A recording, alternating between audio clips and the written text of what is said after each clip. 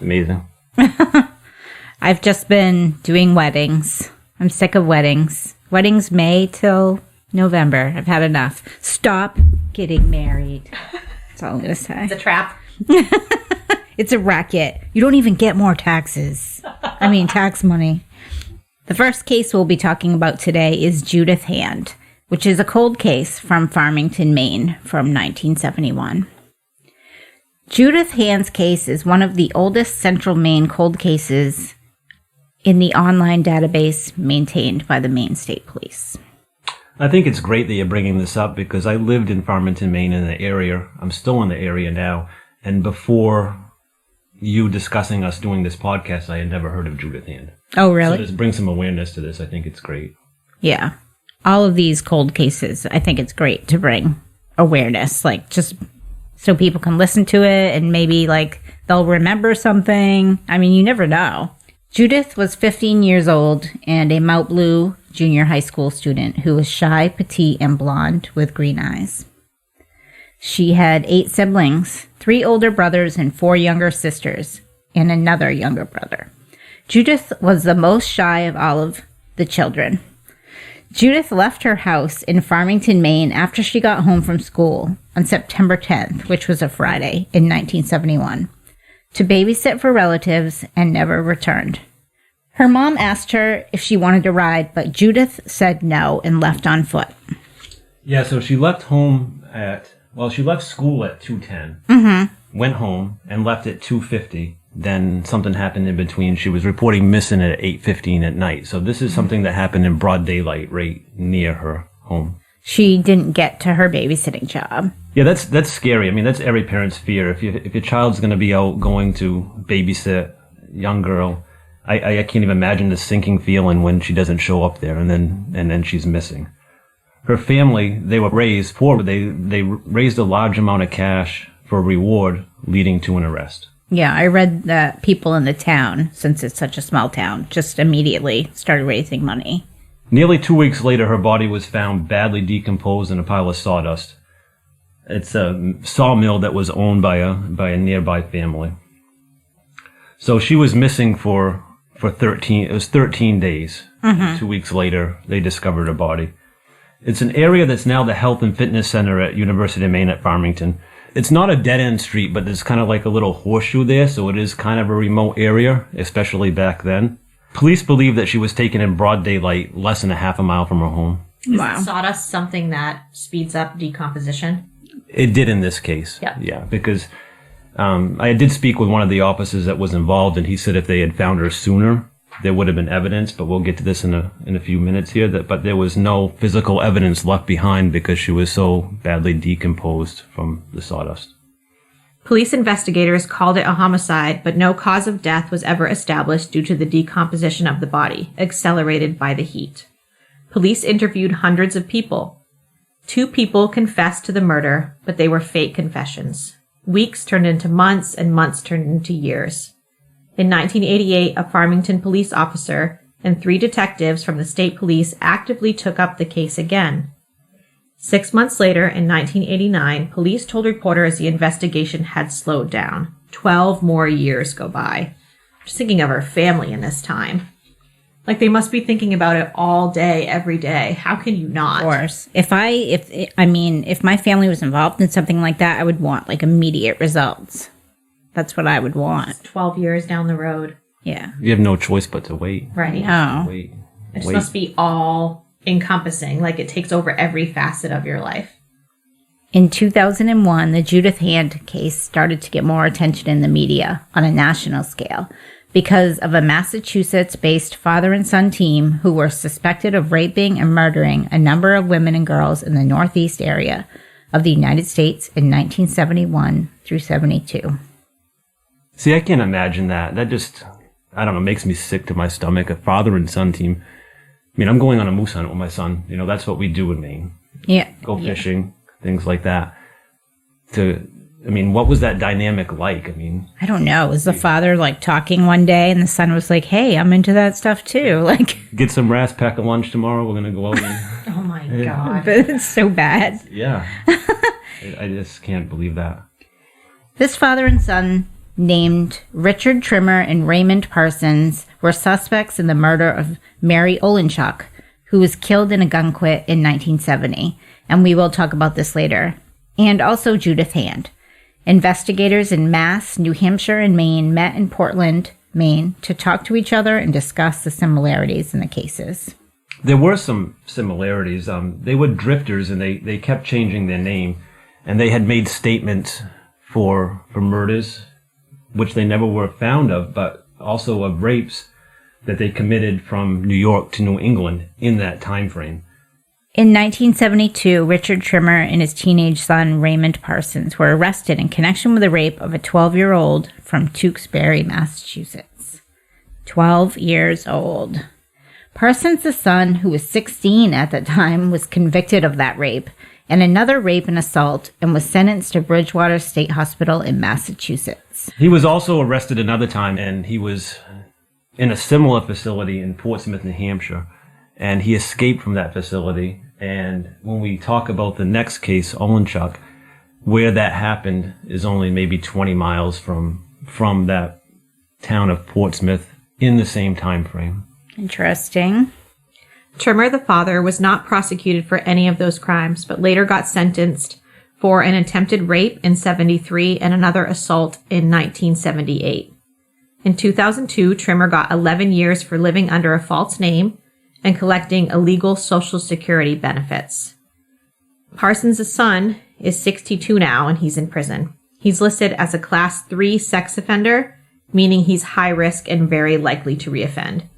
Did his father or son kill Judith Hand? No one knows. But a case in 1971 is much different than it is today. There was such of a lack of forensic technology back then.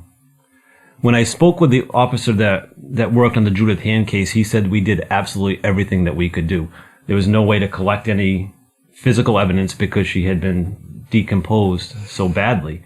But even if they did collect the evidence, there was no way to process it like they do today. And there was no video surveillance back then, like no DNA. If somebody didn't see you do it, then you're walking away. That's what I was going to say. Like, what kind of evidence is there? Like, if something was left at the scene that you could tie to somebody, but could you really actually do that? Like, what evidence could there possibly be? In Judith's case, they couldn't even come up with a cause of death. Oh my God. Yeah, even now, if a body's been out long enough and they don't know why that person died, then that's it. Right. So it's just a body, and then the case just totally stalls. Mm-hmm. Judith's father is now deceased, and Judith's mother, Lillian, died in 2013. Judith's brother, Larry Hand of Wilton, Maine, said that his mother never stopped hoping for a break in her daughter's case. Here's a quote from Lillian about her daughter, Judith. Quote, "Don't people realize that deep down it hurts? It hasn't gotten any easier. I still go to the cemetery and cry for Judy," unquote. So, of course, you can say, I can't imagine any pain worse than losing a child. Like, you just can't. There's no words for that. And, like, the devastation to the families, no resolution, and it's pretty overwhelming to think about, maybe. If you have a tip about this, call Maine State Police at 1-800-228-0857. We're going to take a quick break for some promos from other true crime podcasts. Hey guys, I'm Amy. And I'm Caitlin, and we're the hosts of Eat Crime, a podcast where we snack on crime and crime on snacks. You can find us on Apple Podcasts, Spotify, or wherever you listen. Here are some snippets of what you might hear. Laurencia and Bambi Bembenak. Do what now? And he had like secretly taken that copy. I don't know why. Well, I know why. To murder her? For murder. And I was like, I can't imagine a mom naming their kids Dante and Dante. We're not in a satanic cult. Yes, so. I don't know. Let's make that abundantly clear. She seems like provocativity. Is that a word? She provocativity. Which, I mean, what a businessman. I know, yeah, that's what I'm saying. Murdered people and got paid for it. It's both true that there is a Conjuring 2, and Conjuring 2 is true. Valerie, get out of here. What is it that makes us so afraid of what we don't understand? We're setting out to investigate everything strange and unusual in our world. If they have the technology to get here, they're not coming here to observe us to be like, ooh, what can we learn? We invite guests that bring their different perspectives on the supernatural. I mean, especially considering the fact that the overwhelming majority of UFO sightings and documentation occurs within miles of nuclear testing facilities. Yeah. They bring their own personal encounters with the paranormal. All of a sudden, I feel this whoosh of wind and this ringing in my ear so loud that makes me stand up straight. And I look at my dad to just stand up too. And we both had this moment of, maybe we should get out of here. Something doesn't feel right. And something woke me up and told me, Ashley, there's someone in the closet. A few months into living at the new house, I was woken up to the lamps being on and the snow globe music box going off. Hello. And most of all, we just have a ton of fun. Jacques would never eat, not a single bite, just sip from his glass of wine. He was a vampire. He was a vampire. 100% a vampire, holy buckets. So I have a bathroom ghost that follows me. You know who else has a bathroom ghost? Who? Harry Potter. My name is Ashley, and this is my co-host Lauren. Hello, weirdos. And you are listening to Keep It Weird.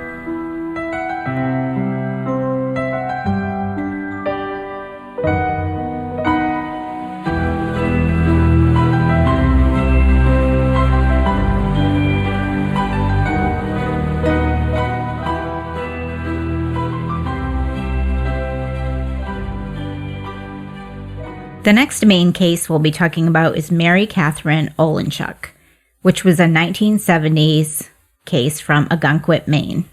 And it's one of the oldest cold cases also.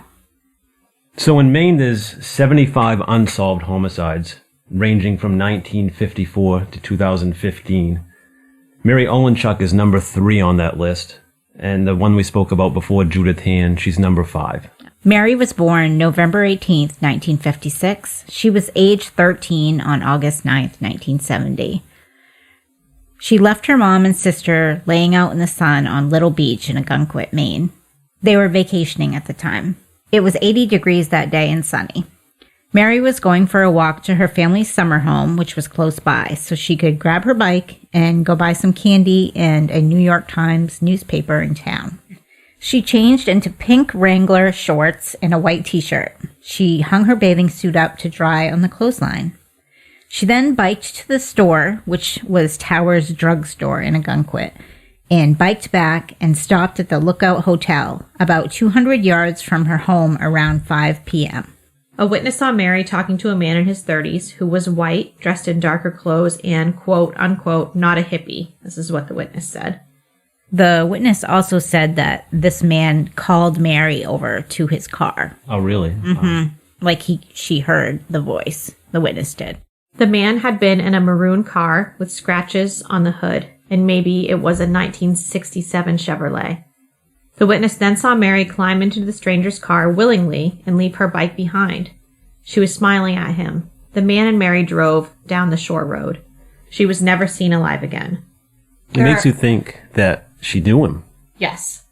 I would automatically think she knew him, but I would also think it's 1970 and hitching is far more prevalent than it would ever be. Well, she was 13. What did your I think maybe in the 70s, people were more naive. So a person could say, hey, something is wrong with your mom. I'll bring you to her. And a kid wouldn't even think twice about that. It is believed Mary must have known her abductor because she was not a very trusting person and would have never gotten in a car with a stranger. In a bizarre twist here, Mary's father, General Peter G. Olenchuk, was working on a controversial government program at the time. It was an army project that would dump 3,000 tons of nerve gas rockets embedded in concrete into the ocean off Florida's coastline. That's pollution. The day before Mary went missing, a radical student group had threatened to kidnap the families of those involved in the project. So, of course, at first, the family thought that police would be receiving a ransom call or something. They thought it was a ransom case right from the beginning. Also of importance, Mary was wearing a t-shirt with the name of the military base on it where she lived. It sounds like that was the immediate thought that they had. Right. Her father's working on this project, and she's kidnapped because of it, being held for ransom to stop the project. Right. 2 days later, when no ransom call came in, the military, FBI, and police started a search from Delaware to Canada, with thousands of flyers put up. 13 days after she went missing on August 22nd, 1970, Mary's body was discovered in a barn in Kennebunk covered with hay. A tip had been called in when a police officer's daughter said she smelled a weird odor coming from the barn. The barn is 9 miles from where Mary had been kidnapped. She had been strangled with a type of lobster rope, which is a 1/4 inch rope. The rope was still around her neck, and she had not been sexually assaulted. There's some similarities. That's why they looked at both cases with Judith Hand and Mary here, because the same amount of time frame when she was found, 13 days later, body had been decomposed, smell, and one was buried in sawdust and one was buried in hay. Plus, these are only 1 year apart. 1 year apart. And that's why it took some time, but they tied them together to try to, at least research them. Right. Bob Walsh, a 16-year-old from Kennebunk, had been in that barn with a friend on the same night as the murder, and told the police his story of hearing rustling in the woods near the barn around 1:30 a.m. when he was dropping off his fishing gear. They were just doing another Maine thing, out catching striper bass, fishing. Come on. Drinking a few beers. Come on. That's pretty Maine-ish. The barn was their hangout. Oh. They were by the barn and heard rustling in the woods, and then there's a dead girl in the barn. Well, I mean, that could happen. Like, that was his hangout, and then somebody decided to put her body in there. I mean, it's possible. I don't believe that. Bob went back to his family's hotel, which was close to the barn, and he said at that time he heard a car pull up to the hotel, heard the car idle, and then drive away. Bob was never a suspect or person of interest to the police, but I read that he became an outcast in his own community, and some people even nicknamed him, quote, Killer Bob. I mean, it's always like that. The person who finds the body, the police are always like, oh, maybe they had something to do with it. Or maybe this guy just found the body. He was given a polygraph and he passed. Right. No other leads ever turned up. Mary's mother, Ruth, died in 1998, and her dad, Peter, passed away in 2000. Peter, Ruth, and Mary are all now together buried at Arlington National Cemetery.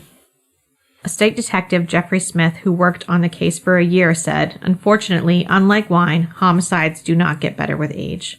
So again, this case of Mary Olenchuk was linked to the last case of Judith Hand. They questioned the father and son team, Trimmer and Parsons, but police could never prove anything. Or it could have been a revenge about her dad's military project and whoever he pissed off. I think that especially because she wasn't sexually abused, it could have been revenge-based. To me, most serial murder is like sexually motivated. Maybe it was because of her dad's job. It's a possibility. This cold case is 49 years old and is begging to be solved. It is also interesting to note that a year after the body was discovered, Mary's strangled body, the barn she was found in was burned to the ground. There was never a cause, and it was determined suspicious. Mary was 5'3", 80 pounds, with dark red, shoulder-length hair, blue eyes, and freckles. If you have any information about the death of Mary Olenchuk, please contact Maine State Police at 1-800-228-0857. We're going to take a quick break here to hear a word from our sponsor. Is your true crime podcast obsession giving you anxiety and nightmares? Are murder-centric thoughts leaving you on edge every time you're home alone? Holistic Hemp Healing's all-natural premium CBD products give me relief from my anxiety and have allowed me to sleep soundly without visions of unsolved murders waking me up hour after hour. You can try their CBD products for 20% off just being a Murderific podcast listener. They have tinctures, soaps, and edibles. www.holistichemp.life. Use promo code Murderific at checkout for 20% off all of their products. For 36 years, the family of a 16-year-old cheerleader who was found dead in Maine had no answers about her killer. Joyce McLean went missing in 1980 after leaving her home to go for a jog. Her body was discovered days later, bludgeoned and barely clothed. Now, more than 3 decades later, an arrest has been made. Police say Philip Scott Fournier killed McLean when he was 19. He had been interviewed multiple times over the years and at one point was called a person of interest in the case. So we're going to end on this case as it actually became solved in 2018. So it's actually not an unsolved case, but it was for a very, very long time. And the case we're talking about is Joyce McLean, which happened in 1980 in East Millinocket, Maine. It was unsolved for nearly 4 decades, but with hard work from the police for many years, an arrest finally happened. The man accused of killing 16-year-old Joyce McLean in 1980 was arrested and charged on March 4th, 2016. His name was Philip Scott Fournier. He was 19 years old at the time of Joyce's murder. He is known as Scott Fournier. 16-year-old Joyce in 1980 was a popular high school student in Millinocket, Maine. She was a cheerleader, honor student, and a skilled musician who wrote her own music and played in the school orchestra. She was planning to go to college after high school. Joyce had spent a summer day of August 8th, 1980, babysitting and giving piano lessons.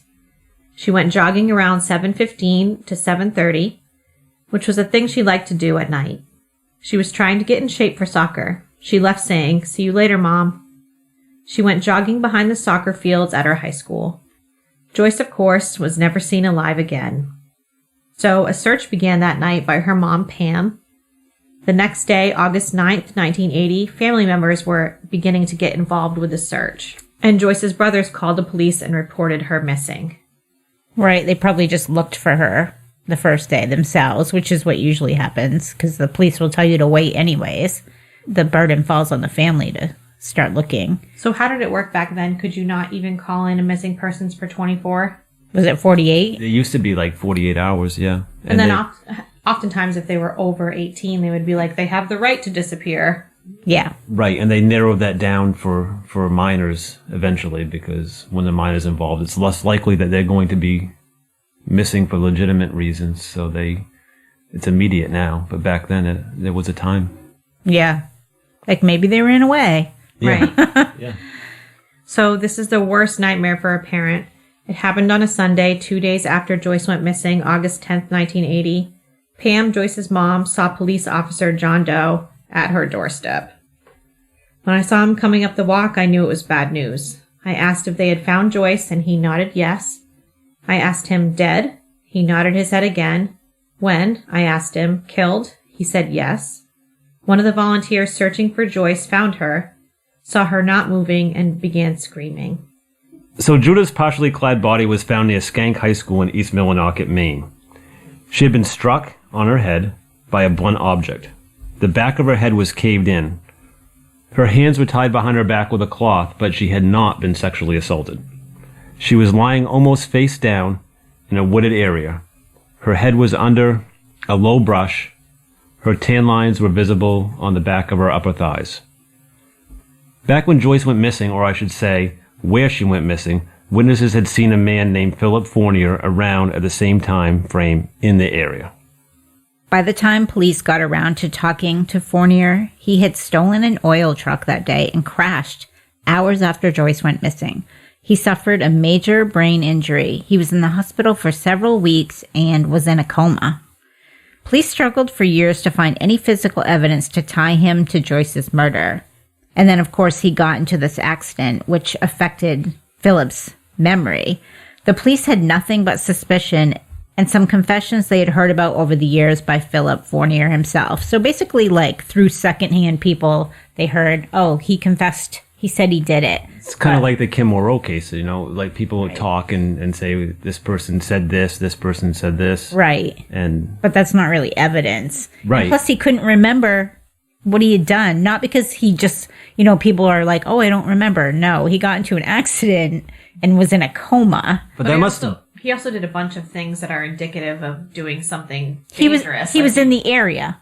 And he stole an oil truck that night. Right. That's weird. But then he also confessed to a bunch of different people. Right. But he had a major brain injury. So everything you say after that's a little bit suspect. So what, you think he heard about it and then just linked No, I'm just saying he had a brain injury. That's what I'm saying.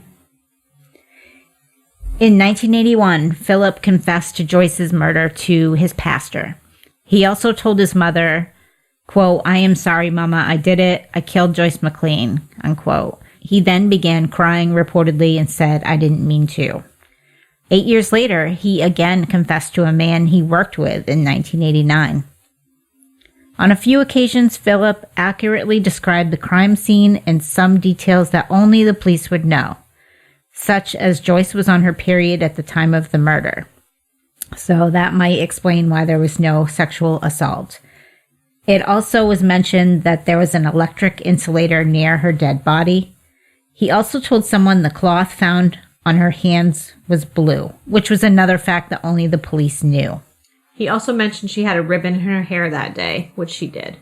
Investigators actually spoke to Fournier at least 27 times in 35 years. That's nuts. Yeah. Like, they're like, this guy did it. They must have just not had that crucial piece, so they kept revisiting him. It was all circumstantial evidence. Just because he talked to someone, it's not evidence. But he didn't talk to someone. He talked to a pastor, his mother. But that's still secondhand. Ugh. Fournier explained his memory was messed up from the crash in 1980. He didn't know memory from lies from truth anymore. In 2008, Joyce's body was exhumed for re-examination for more physical evidence. They probably did this based on what he was talking about. Yeah, I would think that's why they did that. It sounds like they really wanted to solve it. Yeah. They said that her body was preserved very well. It was returned right off after they did the examination for burial again, and the family had another service for the girl. Baden was the chief forensic pathologist during the autopsy, who is one of the hosts of HBO's Autopsy series. Have you guys watched that? Yes, all of them. I've never seen it. It's hardcore. Though they said they found interesting things, nothing they found resulted in an arrest at that time. Also remember, there was no sexual DNA, no fingerprints, no DNA on McLean's clothing. There was no DNA evidence at all in this case. If they're exhuming the body and none of that stuff exists, what are they looking for? Maybe things that Fournier was talking about? Right. Try to corroborate what he said? 2009, Philip Fournier was sentenced to prison for possession of child pornography. The police were on this guy. They were on him for years. They're waiting for him to mess up. And of course, Joyce McLean was 16 when she died. So, I mean, child pornography is kind of a red sign. And I also read that he had a crush on her. Oh, really? Yes. And that he was actually going to take up soccer and go jogging and things like that because he was interested in her. Interested in a 16-year-old? Behind the field. He was 19. Right. Yeah. In 2009, he was sentenced to 6.5 years. And for some reason at that time of the sentencing, I saw this, the judge actually mentioned in court and identified Fournier as a person of interest in McLean's homicide, which is seems unusual to me. He's going to prison for something else, and then the judge says, hey, he's a suspect in this murder case. Yeah, usually you can't tie two things together like that, especially if somebody's just a suspect. So that is a very interesting statement. Also, I'm going to put up a picture of Philip Scott Fournier from the Maine Sex Offenders Registry, so you might want to check it out on the Murderific website. And I don't know if you guys have seen this picture, but this guy looks like a pedophile. What does that mean? He's wearing the Dahmer glasses. He's got the greasy hair with parted in the middle. He looks pretty scary. I mean, I don't want to judge someone by the way they look, but I am. A year after his release in prison, Fournier was arrested for the murder of Joyce McLean. He was arrested in March 2016 where he was living. There's some audio here of the Maine State Police at the time of the arrest. Good afternoon. I'm going to read a prepared statement and then I'll take some questions. State police have arrested a 55-year-old East Millinocket man and charged him in the connection of the beating death of 16-year-old Joyce McLean of East Millinocket in the summer of 1980. charged with murder is Philip Scott Fournier, who is better known as Scott Fournier, who was 19 at the time of Joyce's death. He was taken into custody today in East Millinocket about 11 a.m., driven to the state police barracks here in Bangor, and then transported to the Penobscot County Jail. His first court appearance will be Monday in Penobscot Superior Court. Joyce McLean's mother, Pam, was told of the arrest at her home shortly after it took place by State Police Lieutenant Troy Gardner, who has headed up this investigation for the past 2 years. This has been a hard road for Pam McLean, no doubt. Can you tell us what her reaction was when she heard the news? The question is, what was Pam McLean's reaction? I think her reaction was probably somewhat of relief. I think she's happy that there's been an arrest in it. I also think it's probably best that she answer those questions herself. But I can tell you from my experience, I have talked to Pam McLean myself, not recently, but in the past, and she has been living a nightmare for the last 35 and a half years, as have many people in that greater East Millinocket region. I think you're going to find there's a lot of relief in the community that this has finally come to a conclusion. People can move on with their lives. It's been reported he was a person of interest from almost the very beginning. Is that an accurate assessment? I think all I'm going to say is that his name appears initially, and he was spoken to initially, and we continue to speak to him over the years. There have been a number of people who have been spoken to about this. So I'm not even sure, sarcastically, if back that time we were using person of interest, we may have been more bolder. But I don't know what he was classified as. I know he was spoken to a number of times.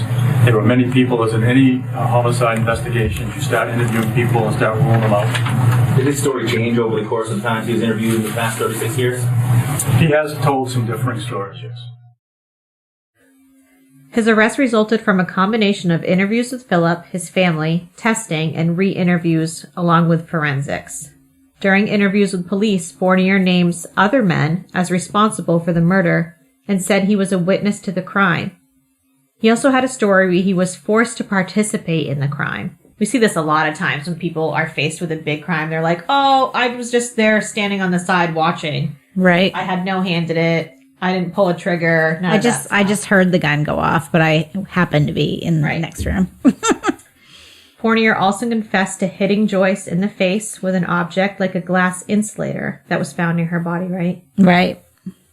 Then he recanted his confession, as he had many times before. He said he couldn't remember the day of the crime. He might not have been able to remember it, but I feel like he's guilty, but he didn't want to be found guilty, if that makes sense. What do you mean? He felt guilty for what he did. Oh. But he didn't want to take the responsibility to what that meant to be found guilty in a court of law. Right. I feel like this crime had followed him around everywhere, confessing to his mom, to pastors. It says that his ex-wife believed he was responsible, so he carried this very close to the surface of his personality, right? Yeah, but if you have enough people telling you that you're guilty also, then, and the police investigating you a million times, who knows what they planted in his head? He knew details that were not released to the public. And then maybe he was just thinking, like, Bernadette says, that maybe I did it and just don't remember. Philip made the small mistake of mentioning Joyce was on her period, and that she was found with only her socks and running sneakers on.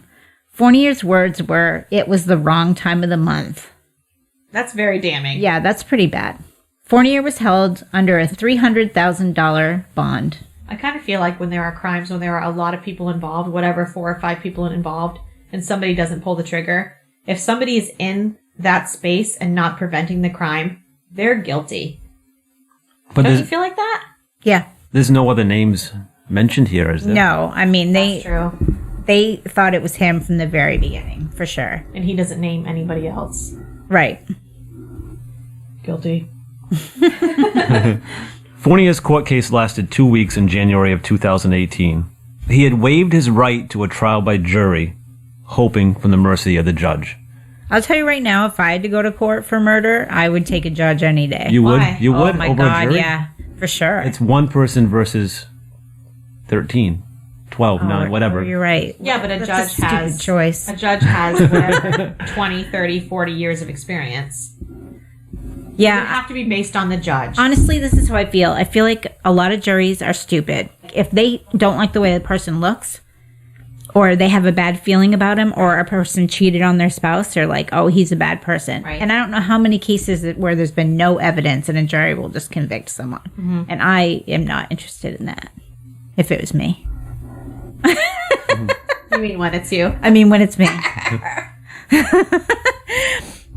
Joyce's mom, Pamela, finally got to face her daughter's killer in court and go over her daughter's last hours. Her family wept openly as the crime scene photos were shown of Joyce. Maine's former chief medical examiner, Margaret Greenwald, talked about the markings on her neck that indicated asphyxiation, and they could tell that the bruising under her left eye meant that she had been hit by an object while still alive. She said the cause of death was from one forceful blow to the head.